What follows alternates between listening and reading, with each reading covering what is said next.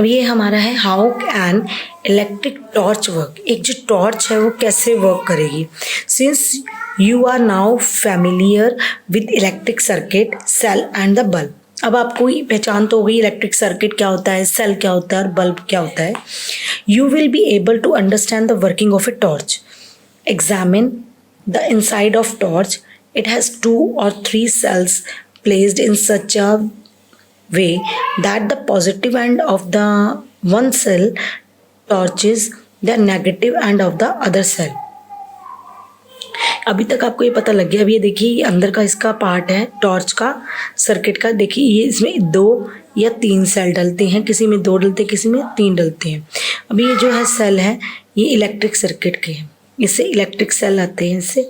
ये देखिए विंग्स है, ये इसका वो है स्प्रिंग, ये है ऐसे, ये पॉजिटिव एनर्जी और नेगेटिव ये इस अकॉर्डिंग डाले जाते हैं ताकि वो वर्क करे। अगर हम इनको अपोजिट डायरेक्शंस में डालेंगे तो इट डज नॉट वर्क। जब ये फ्लैट सरफेस है ये इसको नीचे की साइड करेंगे तभी उसमें करंट फ्लो करेगा उसका। The cell are in series. These cells are the source of electric current. They are connected through a switch to a small bulb. The negative terminal of a cell presses against the spring at the base of the torch.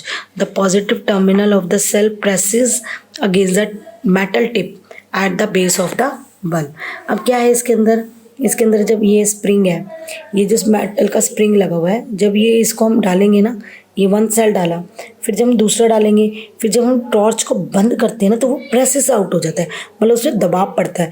दबाव पड़ने से क्या होगा कि उसका जो work है ना केमिकल का वो अंदर से अपना वर्क करेगा, तो उससे वो जब हम टॉर्च का बटन जो स्विच है ऑन ऑफ करेंगे तो वो वर्क करेगा।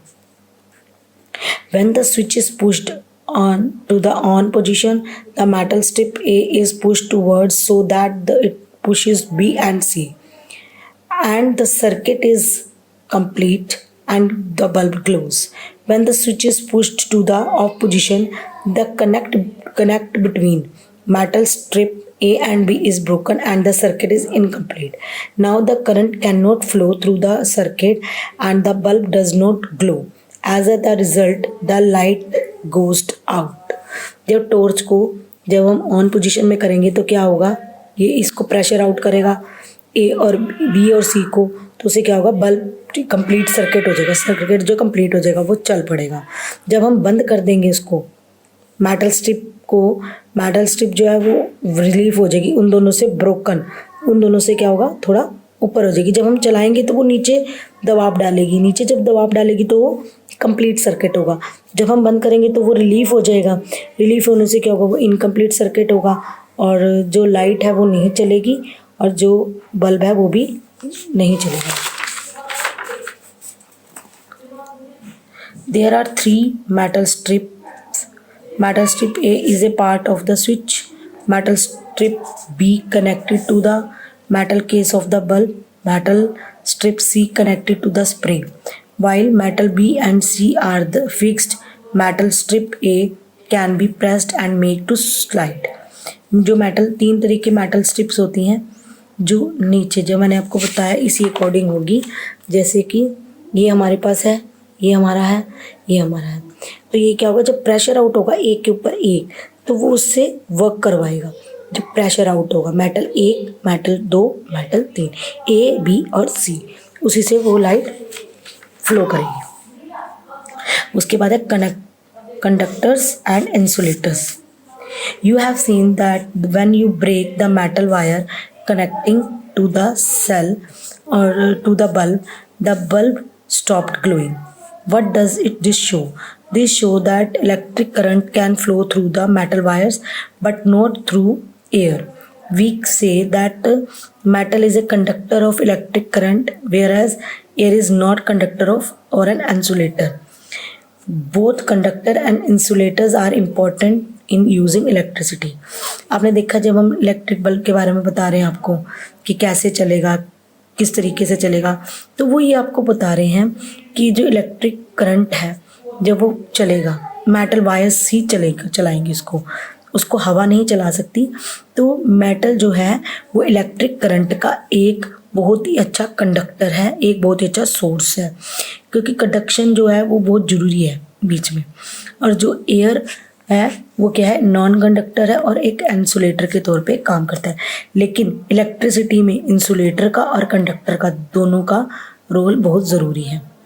Conductors, material which allow the electricity current to flow through them are called electric conductors. जो मटेरियल अपने आप में से इलेक्ट्रिसिटी को जाने दे सकते हैं उसे हम कंडक्टर कहते हैं। All metals are conductor of electricity. Non metals like graphite and carbon are conductor of electricity. All solution of acid in water are conductor of electricity. All solution of alkalines in water are conductor of electricity. All solution of salt in water are conductors of electricity. Human body allows electric current to pass through it. ये सारा बताया कि metal जो है वो conductor है electricity के। Non metal जैसे कि ग्राफाइट और कार्बन भी हैं। सॉल्यूशन जो वाटर में एसिड्स वगैरह होते हैं, एल्किन्स वाटर में जो सॉल्यूशंस होते हैं, साल्ट है, ह्यूमन बॉडी है, जब वो सब उन्होंने कंडक्टर्स है ये हमारे इसके। Silver is the best conductor of electricity but it does not use to make wire because it is costly. जो सिल्वर है वो सबसे अच्छा कंडक्टर है इलेक्ट्रिसिटी का, लेकिन वो वायर बनाने में यूज़ नहीं हो सकता क्योंकि वो ज़्यादा महंगा है, कॉस्टली है। Insulator, material that which do not allow the electric current to flow through them are called electric insulator. Material जो अपने आप में से इलेक्ट्रिसिटी को जाने नहीं देते वो इंसुलेटर्स होते हैं। Example rubber, plastic, wood, mica, asbestos, petrol, kerosene oil, diesel oil, wax, alcohol, benzene etcetera are insulators. जैसे बिजली का काम करने वाले व्यक्ति होते हैं जो उनसे, तो वो रबड़ के ग्लव्स पहनते हैं या प्लास्टिक की चप्पल्स पहनते हैं, लकड़ी की सीढ़ी का यूज़ करते हैं, तो वो ये इंसुलेटर बचाता है जो अपने आप में से इलेक्ट्रिसिटी को पास नहीं होने देता। Use of conductors and insulators. Conductors and insulators are equally important for us. The conductors are used to make those parts of an electric device from which the current must flows. Insulators are used to cover the conductors so that the users does not get an electric short.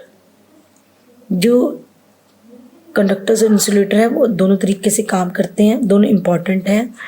Conductors जो है वो electricity का device को use बनाने में, current flow करने में बहुत ज़रूरी है। इंसुलेटर जो है वो उसको कवर करता है कंडक्टर्स को, तो जिससे कि इलेक्ट्रिक शॉक मतलब बिजली का झटका, बिजली का जो शॉक है वो नहीं लगता।